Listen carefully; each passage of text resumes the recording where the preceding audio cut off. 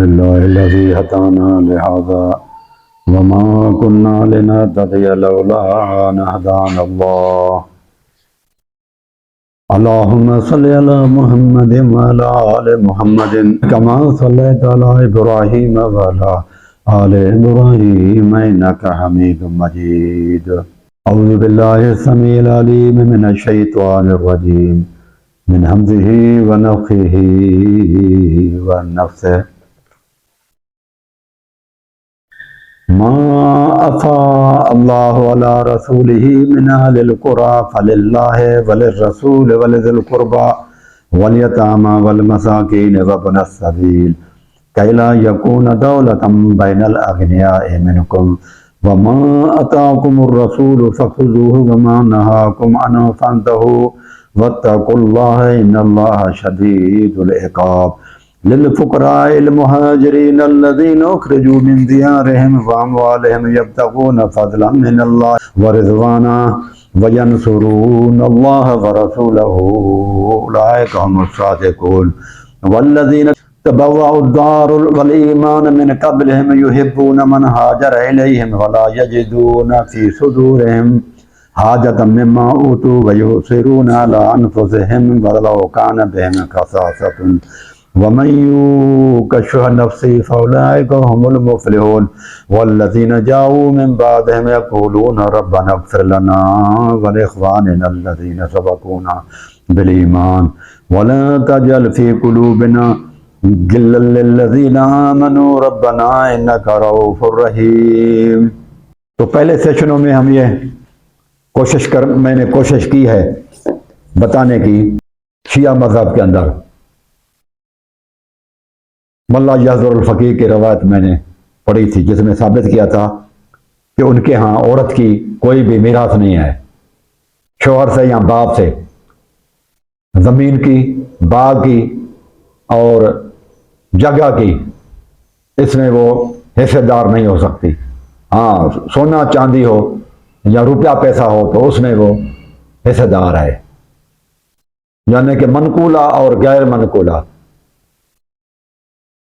تو وہ جو ہے نا غیر منقولہ جائیداد جو ہے، باغ ہے، زمین ہے اور مکان ہے، اس میں عورت کو انہوں نے جائز نہیں رکھا کہ حصہ ملے عورت کو. پھر میں نے وہ حدیث پڑھی تھی بخاری کی جس میں یہ لکھا تھا کہ فغضبت فاطمہ رضی اللہ تعالیٰ عنہ ناراض ہوئی. تو وہ بھی جو رسول اللہ صلی اللہ علیہ وسلم نے حدیث ہے ترمذی میں، اس میں الفاظ ہیں ابغضا، جو فاطمہ کو ناراض کرے. ایک ہے فاطمہ کو ناراض کیا گیا اور ایک ہے فاطمہ ناراض ہوئی. وہاں پر جو حدیث میں الفاظ ہیں کہ ابو بکر کے اوپر وہ ناراض ہوئی، فغضبت فاطمہ ناراض ہوئی. یہ اس میں الفاظ نہیں ہیں کہ ابو بکر نے ایسی کوئی بات کہی غلط جس پر وہ جو ہے نا وہ فاطمہ ناراض ہوئی، بلکہ ابو بکر نے تو حدیث پیش کی، لہذا ابو بکر کے اوپر یہ جرم نہیں ہوگا. اس لیے کہ حدیث پیش کی گئی، رسول اللہ صلی اللہ علیہ وسلم نے فرمایا نحن معاشر الانبیاء، ہم جو پیغمبر ہوتے ہیں، لا نورث ما ترکنا صدقۃ، ہمارا کوئی وارث نہیں ہوتا اور ہم جو کچھ چھوڑ جائیں وہ صدقہ ہوتا ہے، وہ پوری امت کا حصہ ہوتا ہے اس میں، اور وہ صدقہ ہوتا ہے، وہ بیت مال کا جو ہے نا وہ حصہ ہوتا ہے. تو بی بی خاتون نے وہاں پر ان کے ساتھ اختلاف نہیں کیا کہ نہیں یہ تو آپ نے غلط کیا ہے، تو یہ حصہ ہے ہمارا. تو یہ بھی کوشش کی میں نے پہلے 2 خطبوں میں، اس پر بھی روشنی ڈالنے کی میں نے کوشش کی ہے. پھر لوگ کہتے ہیں کہ فاطمہ رضی اللہ تعالیٰ عنہ کو حبا کی تھی رسول اللہ صلی اللہ علیہ وسلم نے باغ صدق. تو یہ اس قرآن مجید کا آیت کے ساتھ وہ ٹکر کھا رہی ہے وہ بات. اس میں یہ ہے کہ ما افا اللہ علیہ رسول من اہل القرى، یہ گاؤں والوں سے، بستیوں والوں سے جو کچھ رسول اللہ صلی اللہ علیہ وسلم کو مال فے ملا ہے وہ اللہ تعالیٰ کے لیے، فللہ ہے، رسول کے لیے، ذی القربیٰ اور قرابہ داروں کے لیے، والیتامى یتیموں کے لیے، مساکین کے لیے، وابن السبیل اور مسافروں کے لیے. تو یہ نہیں ہو سکتا اتنے لوگ، بہت سارے لوگوں کو اللہ تعالیٰ کا حکم ہے ان سب کو ختم کر کے اور رسول اللہ صلی اللہ علیہ وسلم صرف اپنی ایک بیٹی کو دے دیں اور بیویوں کو بھی چھوڑ دیں. تو یہ قرآن مجید کے خلاف ہے حبا کرنا، یہ نہیں ہو سکتا۔ پھر یہاں پر یہ بھی دیکھنا ہے کہ کیا یہ ملکت رسول اللہ صلی اللہ علیہ وسلم کی تھی یا نہیں تھی۔ اگر ہم یہ کہیں کہ باغ صدق جو ہے وہ رسول اللہ صلی اللہ علیہ وسلم کی ملکت تھی، ذاتی ملکت تھی، تو یہ اس قرآن مجید کی آیت سے جو ہے نا وہ غلط ثابت ہو رہی ہے۔ رسول اللہ صلی اللہ علیہ وسلم کی ذاتی ملکت نہیں تھی، وہ اس لیے کہ اللہ تعالیٰ فرماتا ہے محمد صلی اللہ علیہ وسلم مال فائے جو ہے نا ان لوگوں میں آپ خرچ کریں، باقی بچا کے آپ اپنے پاس رکھیں اور ان لوگوں میں خرچ کریں، پورا کا پورا آپ کو ان چیزوں میں خرچ کرنا ہے۔ اگر رسول اللہ صلی اللہ علیہ وسلم کی اپنی ذاتی ملکت ہوتی تو اللہ تعالیٰ حکم نہ دے گا کہ ایسے ایسے ان میں خرچ کرو اور اپنے لیے جو ہے نا اتنا رکھیں اور باقی لوگوں میں یہ کریں، یہ اللہ تعالیٰ نے نہیں، کیونکہ پھر تو وہ رسول اللہ صلی اللہ علیہ وسلم کی اپنی مرضی ہوتی نا۔ یہاں تو اللہ تعالیٰ مرضی چلا رہا ہے کہ محمد صلی اللہ علیہ وسلم آپ فے کے مال کو باغ فطر کو ان لوگوں میں خرچ کریں۔ اگر رسول اللہ صلی اللہ علیہ وسلم کی ذاتی ملکت ہوتی تو اللہ تعالیٰ حکم نہ دیتا کہ ان لوگوں میں خرچ کریں، پھر تو رسول اللہ صلی اللہ علیہ وسلم کی مرضی ہے جس کو جتنا دیتے۔ تو یہ چیز آیت سے جو ہے نا یہ صحیح غلط ثابت ہو رہی ہے کہ رسول اللہ صلی اللہ علیہ وسلم کی ملکت نہیں تھی۔ ہاں رسول اللہ صلی اللہ علیہ وسلم ایک حکمران ٹرسٹی تھے کہ امانت دار ہوں، یہ اللہ تبارک و تعالیٰ کی ملکت ہے، اسے میں نے ان لوگوں میں خرچ کرنا ہے، اور رسول اللہ صلی اللہ علیہ وسلم خرچ کرتے تھے ان میں۔ یہ کسی کی ذاتی ملکت نہیں تھی، یہ مال غنیمت کی طرح نہیں ہے۔ مال غنیمت میں یہ ہے کہ جو بھی مال آتا تھا وہ لوگوں کی ذاتی پراپرٹی بن جاتی تھی۔ یہاں پر یہ ہے کہ یہ ذاتی پراپرٹی نہیں بنے گی، بلکہ یہاں یہ ہے کہ یہ سب بینیفیشری ہیں، پروپرائٹری رائٹس نہیں ہیں۔ یہ سارے لوگ جو ہے نا اللہ تعالیٰ کے لیے، رسول اللہ صلی اللہ علیہ وسلم کے لیے، قربا داروں کے لیے، یتیم مسکین اور مسافروں کے لیے یہ قرآن بتا رہا ہے کہ یہ بینیفیشریز ہیں، یہ سارے کے سارے۔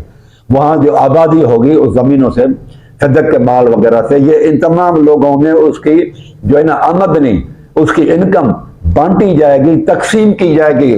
یہ کسی کے حوالے نہیں کی جائے گی کہ آپ کی یہ ملکت ہے، ملکت کر کے پروپرائٹری رائٹس نہیں دیے جائیں گے۔ یہ فرق رکھیں آپ، بینیفیشری رائٹس اور پروپرائٹری رائٹس میں فرق ہے۔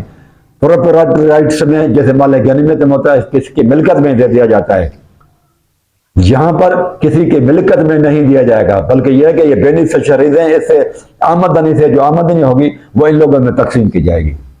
وہ اللہ تعالیٰ نے جو ہے نا 7-8 یہ جو ہے نا مد بتائے ہیں کہ ان مدوں میں خرچ کرنا ہے۔ تو یہ چیز بتا رہی ہے کہ رسول اللہ صلی اللہ علیہ وسلم کہ، اور یہ شیعہ کتاب سے بھی میں نے کل ثابت کی کہ رسول اللہ صلی اللہ علیہ وسلم کے بعد یہ امام کے پاس جائے گی۔ اصول کافی کتاب ہے التشیت کی، اس میں بتایا ہے، یہ کتاب الحجت میں ہے، اس میں لکھ رہا ہے کہ امام باقر علیہ الصلوۃ والسلام نے آیت وَعْلَمُوا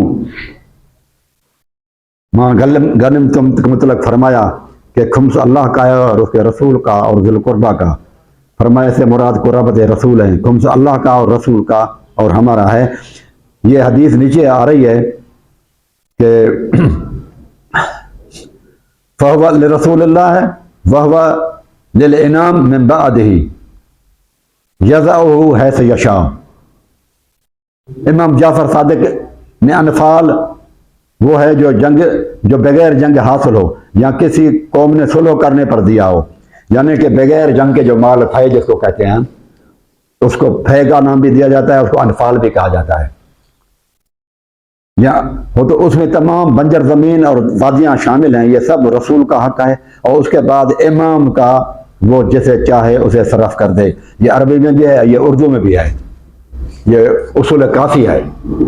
جیسے قرآن مجید کے بعد سنیوں کے ہاں صحیح بخاری ہے، اسی طرح سے یہ جو ہے نا کتاب ہے۔ اور آپ کو میں نے کل دکھایا تھا نہج البلاغہ میں کہ امام سے مراد خلیفہ ہے۔ حضرت علی کا خطبہ نمبر 37-91 پیج پہ لکھا ہوا ہے، فَإِنَّ اجْتَمَعُوا عَلَىٰ رَجُلٍ وَسَمُّوهُ إِمَامًا كَانَ ذَلِكَ لِلَّهِ رِضًا۔ اگر انصار اور مہاجرین اکٹھے ہو جائیں اور شورا کر کے کسی شخص کو امام کہہ دیں، یعنی کہ خلیفہ سمجھ لیں، تو اس میں اللہ تبارک و تعالیٰ کی رضا ہے۔ یہ نہج البلاغہ میں ہے۔ کہ خلیفے کو امام کہا گیا۔ عربی کے اندر خلیفے کو بھی امام کہا جاتا ہے۔ امام لفظ اور خلیفے لفظ میں تھوڑی سی معنی سمجھ لیں۔ خلیفے کے معنی ہے پیچھے آنا، رسول اللہ صلی اللہ علیہ وسلم کے بعد آنے والا۔ امام یہ ہے کہ سب سے آگے چلنے والا، سب سے آگے چلنے والا صاحب ظاہر ہے حکمران ہوتا ہے تو وہ امام بھی ہو گیا، اور پیچھے اس لیے کہ رسول اللہ صلی اللہ علیہ وسلم کے بعد میں آتا لہذا خلیفہ بھی ہوا۔ تو امام اور خلیفے میں تھوڑا سا یہ فرق ہے۔ پھر یہ بھی میں نے آپ لوگوں کو بتایا تھا کل والے میں کہ علی رضی اللہ تعالیٰ نے باغ ہدک جب لینے کے لیے بی بی فاطمہ تو آ گئی تھی، علی رضی اللہ تعالیٰ عنہ بی بی خاتون جنت کے ساتھ نہیں گئے۔ اب آپ خود ہی سوچ لیں کہ یہ حضرت علی کا فعل صحیح ہے یا غلط ہے۔ پھر یہ بھی ہے کہ بی بی خاتون جنت اکیلے گئی، یہ اس کا فعل بغیر شوہر کے جانا صحیح ہے یا نہیں ہے۔ پھر قرآن مجید کی آیت بھی ہے وَقَرْنَ فِي بُيُوتِكُنَّ، عورت کو چاہیے گھر میں رہے، بی بی خاتون جنت چلی گئی۔ تو یہ بھی ہے کہ آپ خود سوچیں، یہ آپ کے اوپر فیصلہ ہم چھوڑ دیتے ہیں تاکہ آپ سوچیں کہ یہ اس نے صحیح کیا یا غلط کیا، اس بارے میں یہ آپ لوگ خود ہی فیصلہ کر لو۔ اگر ابو بکر پر ناراض ہوئی بی بی تو اس کو ناراضگی حضرت علی پر بھی ہونا چاہیے، اس لیے کہ جو کام حضرت ابو بکر نے کیا، صدق نہیں دیا، تو حضرت علی نے بھی تو وہی کام کیا نا۔ شواہد تحریف علامہ محقق سید مرتضی عسکری، یہ مجلس علمی اسلامی تدریس تہران ایران سے ہے، یہ ایران سے کتاب چھپی ہے۔ امام علی نے ابو بکر اور عمر ہی کے طریقے پر عمل کیا، کیونکہ ان سے عدم مطابقت ان کے لیے ممکن ہی نہیں تھی۔ جب حضرت علی نے ابو بکر کے طریقے حضرت عمر کے طریقوں کو اڈاپٹ کیا، اس کا مطلب کہ وہ ڈر تو نہیں رہتے، نہ اس وقت ابو بکر تھا، نہ عمر تھا، نہ عثمان تھا، پھر بھی یہ کام کیا انہوں نے، کوئی چیز ان کی تبدیل نہیں کی اپنی حکومت میں، جس طرح سے وہ چلاتے رہے اسی طرح سے اس نے چلائی، اور باغ فتق بھی نہیں دیا۔ اگر انہوں نے نہیں دیا تو حضرت علی بھی ان کے ساتھ برابر کے جرم والے ٹھہریں گے۔ تو یہ چیز صرف یہ نہیں کہ ابا بکر نے نہیں دیا، یہ جو الزام ابا بکر پر لگے گا وہ حضرت علی پر بھی لگے گا۔ پھر یہ بھی آپ دیکھیں کہ بی بی خاتون جنت کے بعد 7 باغ تھے، 7 باغ، ان 7 باغوں کے ہوتے ہوئے یہ کہتے ہیں کہ پھر بھی وہ، اور وویلا مچایا ہوا ہے ان بھائیوں نے، جھگڑا ڈالا ہوا ہے کہ ظلم ہو گیا بی بی خاتون جنت کے ساتھ۔ اور یہ تو میں نے کل آپ کو بتا دیا تھا، اس میں کچھ اراؤنڈ اباؤٹ 20 کے قریب کھجور کے درخت تھے۔ اگر بیویوں کا حصہ نکالیں، رسول اللہ صلی اللہ علیہ وسلم کی 9 بیویاں ہیں، پھر بیٹیاں 4 تھیں، ان کا بھی حصہ نکالو تو بی بی خاتون جنت کے پاس 20 درختوں میں سے کتنے درخت آئیں گے؟ 7-8 درخت ہی آ جائیں گے نا۔ 7-8 درختوں کی وجہ سے آپ اتنا ہنگامہ کھڑا کر رہے ہیں، اور یہ کیا ہنگامہ کھڑا کرنے سے کیا مقصد یہ نکل رہا ہے کہ بی بی خاتون جنت کے لیے گویا کہ آپ لوگوں کے اندر یہ بٹھا رہے ہیں، ذہن بنا رہے ہیں ان کا کہ خاتون جنت میں زہد نہیں تھا، تقوی نہیں تھی۔ 7 باغات کے ہوتے ہوئے 7-8 کھجور کے درختوں کے لیے آپ نے اتنا معاملہ میں، حالانکہ اگر آپ لوگوں میں ہوتا نا، تھوڑی سی سوج لوگوں میں ہو تو وہ تو توجہ اس طرف دینا چاہیے کہ بی بی عائشہ صدیقہ اور حفصہ کے پاس کچھ نہیں تھا، ان کے والد صاحب نے ہر چیز دے دی تھی۔ آپ نے دیکھا کل میں نے تاریخ تمدن اور عرب سے حوالے دیے تھے، ابو بکر کے پاس صرف 3 چیزیں تھیں، ایک اونٹ ہے نا، جوڑا لباس کا، اور ایک غلام، اور حضرت عمر کے پاس تو پیوند لگے ہوئے ایک چوغا تھا کپڑا، اور مسجد کی سیڑھیوں میں سوتا رہا۔ اور جب وہ صحیح بخاری میں بھی حدیث ہے اس کے لیے کہ حضرت عمر تاریخ تمدن عرب میں بھی دیکھا آپ نے، اور کچھ نہیں انہوں نے چھوڑا۔ تو ان کی بیٹیاں کہاں سے کھاتی؟ رسول اللہ صلی اللہ علیہ وسلم نے ان کے لیے تو کہا کہ وہ وارث نہیں ہوں گی، رسول کی ملکت میں تو وراثت ان کو نہیں ملے گی، ٹھیک ہے۔ اس کے بعد والدین بھی بہت ہی غریب ہیں، اب ان کو کون کھلائے گا پلائے گا؟ بی بی خاتون جنت کے پاس 7 باغ ہیں، عائشہ صدیقہ کے پاس ایک بھی باغ نہیں ہے، بی بی حفصہ ام المومنین کے پاس ایک بھی باغ نہیں ہے، تو کس پر توجہ زیادہ دینا چاہیے؟ اگر زلزلہ مچانا تھا تو ان کے لیے مچاتے جو زیادہ غریب ہیں، جن کے باغات ہیں پہلے ہی، اور الحمدللہ جن کے بیٹے بھی ہیں، تو ان کے لیے اتنا جو ہے نا آپ کر رہے ہیں، اور یہ ثابت کرنے کی کوشش کریں کہ ان میں زہد اور تقوی کم تھا۔ معاذ اللہ، یہ ہمارا عقیدہ نہیں ہے۔ قرآن مجید کی جو آیت میں نے پڑھی ہے، اب میں اس پر آتا ہوں۔ جو اللہ تعالیٰ نے फै का माल दिया है रसूल सल्लल्लाहु अलैहि वसल्लम को, उनमें से हक है फलिल्लाह, एक तो हक है मुद्द निकलेगा अल्लाह ताला का, यानी कि अल्लाह के रास्ते में तबलीग वगैरह पर खर्च होगा, अस्पतालें बनाएं और मसाजिद बनाएं, मदारस बनाएं, स्कूल वगैरह बनाएं, फलिल्लाह है। एक तो यह है कि वो अल्लाह ताला के लिए है, अल्लाह ताला के रास्ते में तबलीग, मसाजिद बनाएं, मदारस बनाएं, और फिर यह है कि जंग का और जहाद के लिए जंग का सामान वगैरह तैयार करें। इस तरह की और चीज़ें ये अल्लाह ताला के रास्ते में आ जाती हैं कि अल्लाह ताला के रास्ते में खर्च करना एक मुद्द है। दूसरा वले रसूल, दूसरा मुद्द जो है ना वो रसूल है कि रसूलुल्लाह सल्लल्लाहु अलैहि वसल्लम के पास आते थे मुख्तलिफ लोग, कबाइल वगैरह, और मुख्तलिफ ममालिक के सफ़ीर भी आते थे, उन पे खर्चा वगैरह होगा रसूलुल्लाह सल्लल्लाहु अलैहि वसल्लम। और रसूलुल्लाह सल्लल्लाहु अलैहि वसल्लम की बीवियों का वलिदुल क़ुरबा, रसूलुल्लाह सल्लल्लाहु अलैहि वसल्लम के क़ुरबादारों के लिए, रसूलुल्लाह सल्लल्लाहु अलैहि वसल्लम के क़ुरबादार दो कबाइल थे, बनु हाशिम और बनु अब्दुल मुत्तलिब, इनमें भी तकसीम होगा और रसूलुल्लाह सल्लल्लाहु अलैहि वसल्लम की बीवियां आ जाती हैं। ये तीसरा मुद्द हो गया। चौथा वल यतामा, जो यतीम लोग हैं उनमें भी इस मुद्द से खर्च किए जाएंगे। पांचवा मुद्द वल मसाकीन, जो मिस्कीन लोग हैं उनको भी इस मुद्द में से दिया जाएगा। वब्न सबील, छठा, और उनमें भी तकसीम किया जाएगा जो मुसाफिर वगैरह मेहमान होकर आ जाते हैं, मुसाफिरों में उनमें भी खर्च किया जाएगा। फिर अल्लाह ताला फरमाता कैला यकून दौलतन बैन अगनिया मिनकुम, इसकी तकसीम इस तरह से ना करो कि ये दौलत जो है ना मालदार लोगों में ही फिरती रहे और गरीबों को कुछ हिस्सा ही ना मिले। वमा अताकुम रसूल फखुदू, जो कुछ रसूलुल्लाह सल्लल्लाहु अलैहि वसल्लम तुम्हें दे देते हैं उसको ले लो, और जो रसूलुल्लाह सल्लल्लाहु अलैहि वसल्लम जिससे रोके रुक जाओ। वत्तकुल्लाह इन्नल्लाह शदीदुल इक़ाब, और अल्लाह तबारक व तआला से डरते रहो। फिर आगे फरमाया, 7 मुद्दों के आगे फरमाया लिल फुक़राइल मुहाजिरीन, ये मुहाजिरीन में भी तकसीम होगा जो हिजरत करके आए रसूलुल्लाह सल्लल्लाहु अलैहि वसल्लम के साथ मदीने की तरफ हिजरत करके आए, अल्लज़ीना उख़रिजू मिन दियारिहिम, जो अपने घरों से निकाले गए, व अमवालिहिम, और उनका माल भी छीना गया, यब्तगून फ़ज़लन मिनल्लाहि व रिज़वाना, उनकी नियत अल्लाह ताला को राज़ी करने की थी और उन्होंने रसूलुल्लाह सल्लल्लाहु अलैहि वसल्लम की मदद की, वो अपनी बात में सच्चे हैं। उलाइका मुसादिक़ून वल्लज़ीना तबाउ दारल ईमान, और वो जो दारुल हिजरत यानी मदीने में रहते हैं पहले ही, वल ईमान, और ईमान के साथ रहते हैं, मिन क़ब्लिहिम, इनके आने से पहले पहले, मुहाजिरीन के आने से पहले पहले मदीने में जो रहते हैं ईमान की हालत में, अल्लाह ताला फरमाता है इन अंसार में भी करें तकसीम, मुहाजिरीन में भी तकसीम होगा, अंसार में भी तकसीम होगा। फिर अल्लाह ताला फरमाता है 10वीं आयत के शुरू में, वल्लज़ीना जाऊ, और वो अंसार और मुहाजिरीन सहाबा के बाद में जो आए, मिन बादिहिम, वल्लज़ीना जाऊ मिन बादिहिम, जो इनके बाद में आए, यक़ूलून, जो इस तरह से कहें, अल्लाह ताला से दुआएं मांगें, रब्बना इग़फ़िर लना, ए अल्लाह माफ़ कर दें।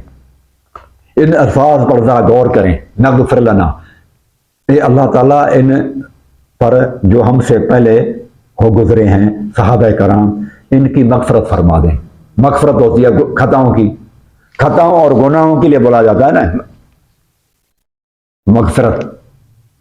तो इससे मालूम हुआ कि जब कोई हुक्मरान ये फैसला करेगा, माल तकसीम करेगा, तो उनसे कुछ न कुछ गलतियां होंगी, चाहे सहाबा हों या कुछ गैर सहाबा। तो अल्लाह ताला ने फरमाया कि उनसे, उनके लिए माफ़ी के तलबगार हों लोग, उनमें भी तकसीम करो। ताबईन में से, सहाबा के बाद जो ताबईन आए उनमें भी तकसीम करो, लेकिन ताबईन में से शर्त यह है कि उन ताबईन में खर्च की जाएगी ये माल फै, उनको दिया जाएगा जो सहाबा कराम की मग़फ़िरत के लिए दुआएं मांगे। ताबईन से पहले तो सहाबा थे ना, और अंसार और मुहाजिरीन, उनसे लिए मग़फ़िर लना रब्बना इग़फ़िर लना, ए अल्लाह माफ़ कर, वल इख़वानिना अल्लज़ीना, और हमारे उन भाइयों को सबक़ूना बिल ईमान, जो ईमान, जो हमसे पहले ईमान ला चुके, वला तजअल फ़ी क़ुलूबिना गिल्लन, ए अल्लाह उनके बारे में, सहाबा के बारे में हमारे दिल में किसी किस्म का हसद, बुग़्ज़, गिल ना होने पाए। सहाबा के बारे में हमारे दिलों में कोई हसद और बुग़्ज़, मामूली किस्म की नफरत भी ना होने पाए। रब्बना इन्नका रऊफ़ुर रहीम, اس آیت کا مطلب یہ ہوا کہ آئندہ کبھی اگر مال فے ملے کسی علاقے کا تو اہل تشدد بھائیوں میں تقسیم نہیں ہوگا.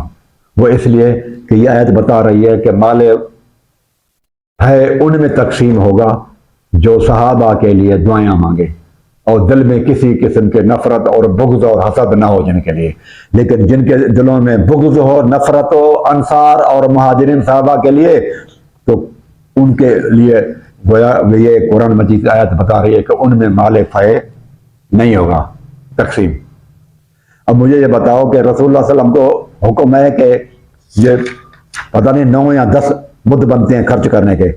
ایک اللہ تعالیٰ کا ہے، ایک رسول کا، دوسرا قربا کا، 3، چوتھا یتیمہ، 5 مساکین، 6واں مسافر، 8واں للفقراء المہاجرین، اور 9واں انصار، اور 10واں یہ آ جاتا ہے تابعین جو صحابہ کے لیے دعاگو ہیں، ان سے محبت کرتے ہیں، ان میں بھی یہ تقسیم ہوگا.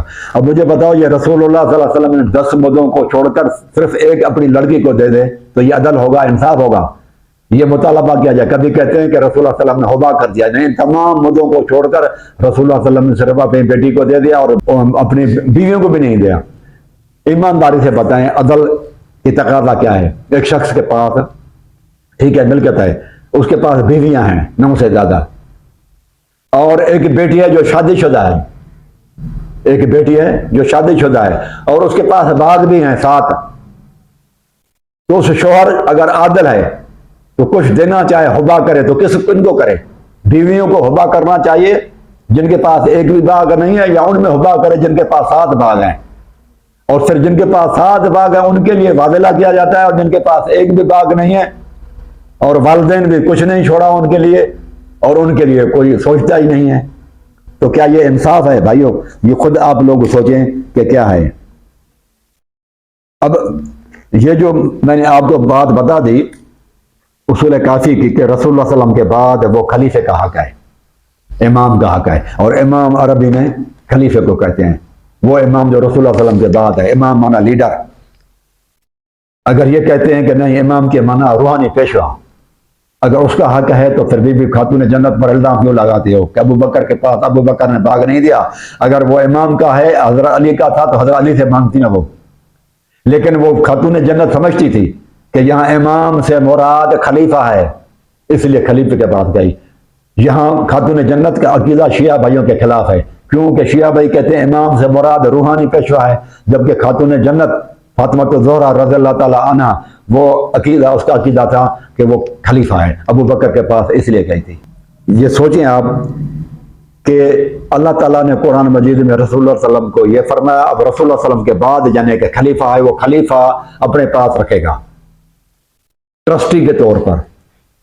وہ وارث نہیں ہے اس کا کہ کسی کو ملکت یہ بانٹ دے، بلکہ یہ سارے بینیفیشریز ہیں، فائدہ لینے والے ہیں. اس کی جو آمدنی نکلے گی، زمین نہیں بانٹی جائے گی فدق کی، مال فے کی، بلکہ جو آمدنی ہوگی اس آمدنی میں سے ان کو مختلف مدوں میں خرچ کیا جائے گا، ہر ایک کو دیا جائے گا. تو یہ ہے قرآن مجید کا آیت. اب مجھے یہ بتاؤ کہ اگر یہ کسی کو دے دیا جائے، باغ فدق تقسیم کر دیا جائے، تو مہاجرین اور انصار میں بانٹ دیا جائے بالفرض بی بی خاتون جنت کو، کیونکہ یہاں پر ہے ولد القربہ والیتامى والمساکین. بی بی خاتون جنت کو دے دیا جاتا باغ صدق، تو ان کو کون دے گا پھر؟ یتامى، مساکین، ابن السبیل، فقراء المہاجرین والانصار، اور وہ لوگ جو بعد میں آئیں گے تابعین صحابہ کے بعد، ان کو کون دے گا؟ اگر بانٹ دی جاتی تو یہ قرآن مجید کے خلاف ابو بکر صدیق کرتے. کیوں؟ کہ حکمران کے پاس رہے گی تو حکمران تو سب کو دیتا آئے گا، پھر اس حکمران کے بعد دوسرا خلیفہ آئے گا، پھر اس میں بھی سب کو دینا ہے، پھر تیسرا آئے گا، اس میں بھی دینا ہے. لیکن اگر کسی کو آپ نے دے دی بالفرض، اگر وہ خاتون جنت کو دے دیتا، یہ فے کا جو ہے مال ہے، زمینیں اور جو فدق کا جاگیر تھی، تو مجھے بتاؤ پھر یہ ان کو کون دیتا؟ کہاں سے دیتے؟ کون دیتا؟ وہ تو قبضہ کر کے ہر ایک بیٹھ جانا تھا، اس نے کسی کو کچھ نہیں دینا تھا. مساکین کو، غریبوں کو کون دیتا؟ پھر یہ ہے کہ صحابہ کے بعد وہ جو بعد میں ایمان لائے لوگ اور جو صحابہ سے محبت رکھتے ہیں اور اللہ تعالیٰ سے دعائیں مانگتے ہیں، ان میں بھی تقسیم کرنا ہے یہ، جس کو تابعین کہتے ہیں، تابعین۔ ان تابعین میں کون کرے گا؟ تو یہ چیز بالکل قرآن مجید پر آپ غور کریں تو بتا رہی ہے کہ وقت کے حکمران کے پاس ٹرسٹ کے طور پر ہونا چاہیے۔ یہ کسی کو ذاتی ملکت بنا کے دے دیں گے تو ان لوگوں کو نہیں ملے گی۔ اس لیے ابو بکر صدیق نے انکار کیا کہ رسول اللہ صلی اللہ علیہ وسلم نے بھی فرمایا کہ کوئی ہمارا وارث نہیں ہوتا۔ ہم اب سوال پیدا یہ ہوتا ہے کہ یہ حدیث جو ابو بکر صدیق نے صحیح بخاری میں رسول اللہ صلی اللہ علیہ وسلم کی پیش کی کہ لا نورث نحن معاشر الانبیاء، ہم جو نبی ہوتے ہیں ہمارا کوئی وارث نہیں ہوتا، اور جو ترکہ ہے ہمارا وہ صدقہ ہے، ما ترکنا فهو صدقۃ، جو کچھ ہم چھوڑ جائیں وہ صدقہ ہے، امت کی ملکت ہے۔ تو اس حدیث سے کیا فائدہ ہے؟ اس میں کیا حکمت چھپی ہے؟ ایک تو یہ تشریح تھی جو میں نے آپ لوگوں کے سامنے بیان کر دی، اب آپ اس میں حکمت دیکھیں گے کیا ہے۔ حکمت اس میں یہ ہے کہ اللہ کے بندو، خاص توجہ طلب بات ہے یہ، اس پر توجہ دیں آپ، کہ اس میں حکمت یہ ہے کہ جو سچا نبی ہوگا اس کی نشانی یہ ہے، یہ ایک نشانی بتائی گئی ہے ختم نبوت کی۔ ختم نبوت کی سب سے بڑی نشانی اس حدیث میں بیان کر دی گئی ہے۔ اللہ تعالیٰ بھلا کرے بی بی خاتون جنت کا اور ابو بکر صدیق کا، کہ وہ گئی مانگنے کے لیے اور ابو بکر صدیق نے جواب دیا ان کے ہمارے اوپر یہ سوال کر کے، اور ابو بکر نے جو جواب دیا یہ میں سمجھتا ہوں ہمارے اوپر لاکھوں کروڑوں ان کے احسانات ہیں۔ ہمیں ایک بہت بڑے جرم سے، مجرم ہونے سے بچا لیا، ہمیں بہت بڑے گناہگار ہونے سے ہمیں انہوں نے بچا لیا اس حدیث کے معرفت سے۔ وہ کس طرح سے؟ وہ اس طرح سے کہ یہ حدیث بیان کرے کہ سچا نبی وہ ہوگا جس کی اولاد اس کی ملکت کی وارث نہ بنے۔ اگر سمجھو دیکھو کہ یہ نبوت کا دعویٰ کر رہا ہے اور اس کی ملکت اس کی اولاد میں جا رہی ہے، تو پھر سمجھ لینا کہ وہ سچا نبی نہیں ہے۔ یہ ختم نبوت کی بہت بڑی دلیل ہے۔ غلام محمد قادیانی کو چیک کریں آپ دیکھیں اس کے مرنے کے بعد اس کی ملکت، وہ کہتا ہے میں نبی ہوں، اس کی ملکت اس کے مرنے کے بعد اس کی ملکت اس کے اولاد میں منتقل ہو گئی۔ تو یہ حدیث بیان کر رہی ہے کہ یہ سچا نبی نہیں ہے، یہ جھوٹا نبی ہے۔ سچے اور جھوٹے نبی کو پرکھنے کی سب سے بڑی نشانی یہی حدیث ہے۔ یہ بہت بڑی حکمت ہے اس میں چھپی ہوئی، اور یہ بہت بڑا، میں کہتا ہوں کہ کلمے پڑھنے والوں کے اوپر بہت بڑا احسان ہے یہ رسول اللہ صلی اللہ علیہ وسلم کی حدیث، اور جنہوں نے بیان کیا ابو بکر صدیق نے اور اما بی بی خاتون جنت نے، میں سمجھتا ہوں ان کے ہمارے اوپر کروڑہا لاکھا جو ہے نا وہ ان کی احسانات ہوئے۔ اس کے حساب سے بہت بڑا احسان ہوا کہ ہمیں گناہ گار ہونے سے بچا لیا کہ ہم کسی جھوٹے نبی کو نبی مان لیں۔ وہ نشانی بتا دی کہ جھوٹے نبی ہونے کی نشانی یہ ہوگی کہ اس کی اولاد کو مرنے کے بعد وارث بنے گی اس کی ملکت کی، اور سچا نبی ہوگا تو اس میں دنیا داری نہیں، زہد ہوگا۔ زہد کی وجہ سے اس کی اولاد اس کی وارث نہیں ہوگی، اس کی بیویاں وارث اس کی ملکت کی نہیں ہوگی۔ تو وہاں سمجھ لینا کہ یہ نبی سچا ہے، محمد صلی اللہ علیہ وسلم سچا نبی ہے۔ اس لیے نشانی ہے اس کی، آپ صلی اللہ علیہ وسلم کی خاندان میں اور قرابت داروں میں وراثت نہیں ہوئی بلکہ پوری چیز امت کے لیے تھی۔ تو یہ چیز بہت بڑا دلیل ہے کہ ان کی ملکت نہیں دی گئی، باقی بینیفیشری رہے، وہ فائدہ لینے والے، ان کی آمدنی سے حصہ مختلف مدوں میں وہ خرچ ہوتا رہا ہے۔ یہ بہت بڑا فائدہ ہے یہ اس حدیث کے حساب سے۔ یہ حدیث نہ ہوتی تو جھوٹے نبی اور سچے نبی میں فرق کیسے ہوتا؟ اس لیے کہ قیامت تک جھوٹے نبی آئیں گے۔ رسول اللہ صلی اللہ علیہ وسلم کی صحیح بخاری کی حدیث ہے کہ میرے بعد میں 30 جھوٹے نبی پیدا ہوں گے۔ اب ہم آسانی سے ان کو پہچان لیں گے، ان کی ملکت ان کے بعد اگر کوئی گمراہ بھی ہو جائے، بالفرض گمراہ بھی ہو گیا، ان کے اوپر ایمان بھی لایا، تو بعد میں جب اس کے ملکت ان کے اولادیں منتقل ہو جائے، تقسیم ہو جائے، تو سمجھنے میں آسانی ہو جائے گی کہ یہ نبی جھوٹا تھا، سچا نہیں تھا۔ اور جھوٹے نبیوں سے ہماری اس حدیث نے جان چھڑا لی، نجات دے دی۔ اس حدیث کے تھرو ہم نے نجات حاصل کر لی ہے، ورنہ ہم جیسے لوگ نادان، ہم کیسے پہچان لیں گے کہ یہ جھوٹا نبی ہے، سچا نبی ہے؟ ہم تو دوست اور دشمن کو نہیں پہچان سکتے، اتنے نادان لوگ ہیں ہم کہ دوست اور دشمن کو ہماری پہچان نہیں ہے۔ ایک بندہ دوست بن کر آتا ہے، کئی مرتبہ فراڈ کرتا ہے، 3 4 مرتبہ ہمیں دھوکہ دے کر چلا جاتا ہے، ہم اس کو نہیں پہچان سکتے تو ہم کس طرح سے پہچان جاتے ہیں کہ یہ جھوٹا نبی ہے یا سچا نبی ہے؟ یہ حدیث ہمیں بتائے گی کہ اگر کوئی پھنس بھی گیا اور اس میں گناہگاری میں چلا گیا، اسے اس نے جھوٹے نبی کو نبی بھی سمجھ لیا، تو یہ حدیث اس کو سمجھا دے گی کہ یہ نبی نہیں ہے، کیونکہ اس کی ملکت اس اولاد میں منتقل ہوئی ہے، بیت المال میں اس نے ایسا نہیں دیا، یہ تو دنیا کو چاہنے والا بندہ تھا، اس میں تو زوز نہیں تھا، یہ نبی کیسے ہوا؟ آخر میں ایک بات اور ہے، جو لوگ کہتے ہیں کہ قرآن مجید کی آیت ہے، کچھ لوگ اس آیت کو لے کر، قرآن مجید کی آیت کو لے کر کہتے ہیں کہ وَإِنِّي خِفْتُ الْمَوَالِيَ مِنْ وَرَائِي، حضرت زکریا علیہ السلام نے اللہ تعالیٰ سے دعا مانگی تھی کہ اے میرا مولا، میں تو ڈر رہا ہوں اپنے بعد میں وارثوں سے، میں اپنے وارثوں سے ڈر رہا ہوں، وَكَانَتِ امْرَأَتِي عَاقِرًا فَهَبْ لِي مِن لَدُنْكَ وَلِيًّا، اے اللہ ایک وارث دے دے مجھے ڈر ہے اپنے قرابت داروں سے، رشتہ داروں سے، ایک مجھے اپنی طرف سے بیٹا دے دے، وارث دے دے، یرثنی، جو میرا بھی وارث بنے، ویرث من آل یعقوب، اور آل یعقوب کا بھی وارث بنے۔ تو اللہ تعالیٰ نے دعا قبول کی زکریا علیہ السلام کے، اس کا اللہ تبارک تعالیٰ نے بیٹا دیا یحییٰ۔ تو سوال یہ ہے کہ میرا وارث بنے اور آل یعقوب کا وارث بنے، یہ کس چیز کا وارث تھا؟ یہ علم کا وارث تھا، نبوت کا وارث تھا، تبلیغ کا وارث تھا، اللہ تعالیٰ کے دین کی، اس کے ملکت کا وارث نہیں، نبی ملکت کے وارث نہیں ہوتے۔ یہ اشارہ ہے، آپ تھوڑا سا سوچیں اس پر، یہ اس میں لفظ ہے وَيَرِثُ مِنْ آلِ یعقوب، یعقوب علیہ السلام کے آل کا وارث بنے، تو یعقوب علیہ السلام کے تو بہت پہلے ہو گزرے ہیں، اگر ملکت کا ہوتا تو ملکت تو نہیں ہو سکتی، باقی کتابوں کا، ان کے تبلیغ کا، ان کے نبوت کا، وہ تو وارث ہو جا سکتا ہے، وہ تو کل بھی ہم نے حدیث پڑھی تھی کہ ہمارا وارث کوئی نہیں، عالم جو ہے نا ہمارے وارث ہوتے ہیں۔ اور حدیث بھی ہے کہ رسول اللہ صلی اللہ علیہ وسلم نے فرمایا میرا کوئی وارث نہیں ہے، عالم لوگ جو ہے نا ہمارے وارث ہوتے ہیں، نبیوں کے وارث ہوتے ہیں۔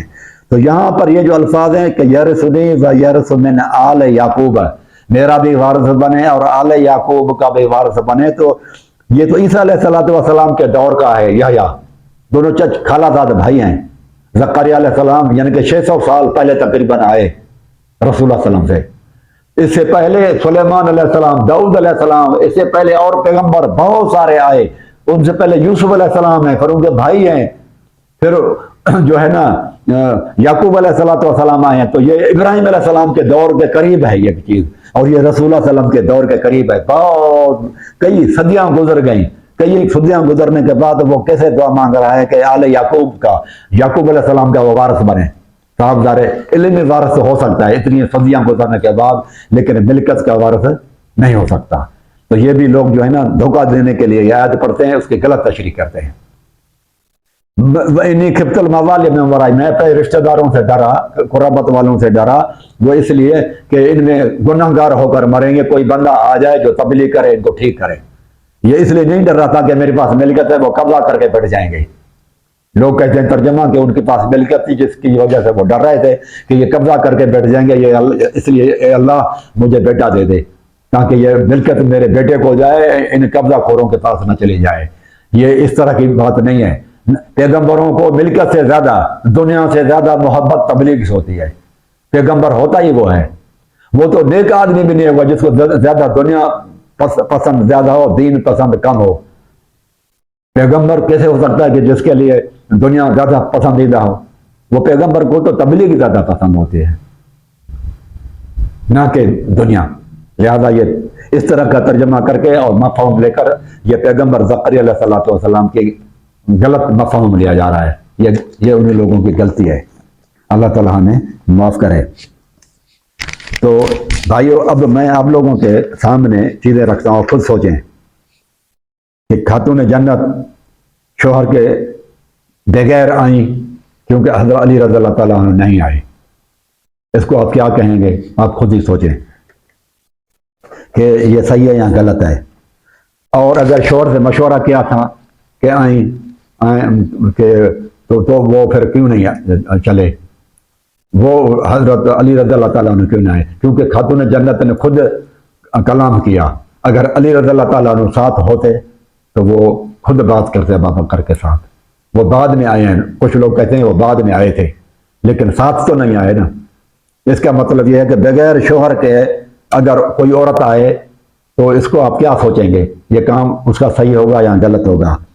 دوسرا یہ ہے کہ اگر علی رضی اللہ تعالیٰ عنہ یا بی بی خاتون جنت، ان دونوں میں سے اکیلا ہونے کی وجہ سے یا بی بی خاتون جنت ناراض ہے علی سے، یا علی رضی اللہ تعالیٰ عنہ خاتون جنت سے ناراض ہے، ان دونوں میں سے ایک ناراض ہے، اس لیے پتہ چلتا ہے کہ بی بی خاتون جنت اکیلی آئی۔ پھر قرآن مجید کی آیت ہے کہ وَقَرْنَ فِي بُيُوتِكُنَّ، گھروں میں عورت رہے۔ تو بی بی خاتون جنت کے لیے جو کہا جاتا ہے کہ وہ کہتی تھی کہ مجھے دفن کرنا، جب میں وفات پا جاؤں تو دفن کرنا رات کے وقت تاکہ دوسرا بندہ کوئی نہ دیکھے۔ تو یہ بھی معلوم ہوا کہ وہ دوست کی بات غلط ہے، کیونکہ وہ تو دن دہاڑے حضرت ابوبکر کے پاس گئی، تو یہ اس طرح کی جو باتیں لوگ کرتے ہیں وہ پھر غلط ہیں۔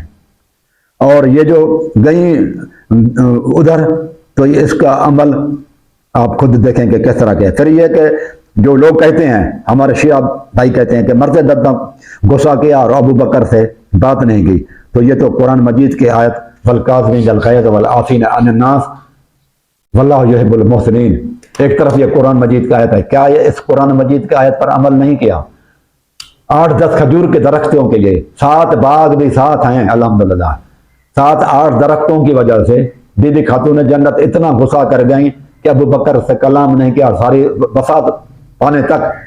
اور پھر ساتھ ہی میں لوگ کہتے ہیں کہ وصیت بھی کر گئیں کہ ابوبکر کو میرے جنازے میں بھی شامل نہیں کرنا۔ اتنا غصہ، اگر اتنا غصہ ہے تو ایک طرف یہ قرآن مجید کے آیت کے مومن تو وہ لوگ ہیں جو غصے کو پی جاتے ہیں۔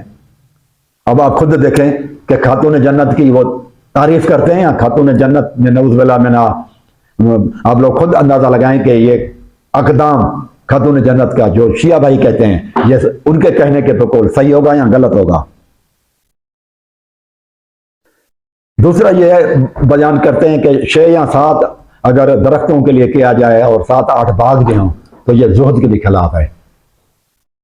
تو یہ میں سمجھتا ہوں، میرا عقیدہ نہیں ہے بی بی خاتون جنت کے لیے اس طرح کا، لیکن شیعہ بھائیوں کا یہ عقیدہ اس طرح کا ہے کہ ان میں کوئی زہد بھی نہیں تھا۔ دوسری طرف آپ آئیں علی رضی اللہ تعالیٰ عنہ کی طرف، کہ علی رضی اللہ تعالیٰ عنہ بیوی کو اکیلا کیوں چھوڑ دیا، خود کیوں نہیں گئے؟ ان کو جانا چاہیے تھا۔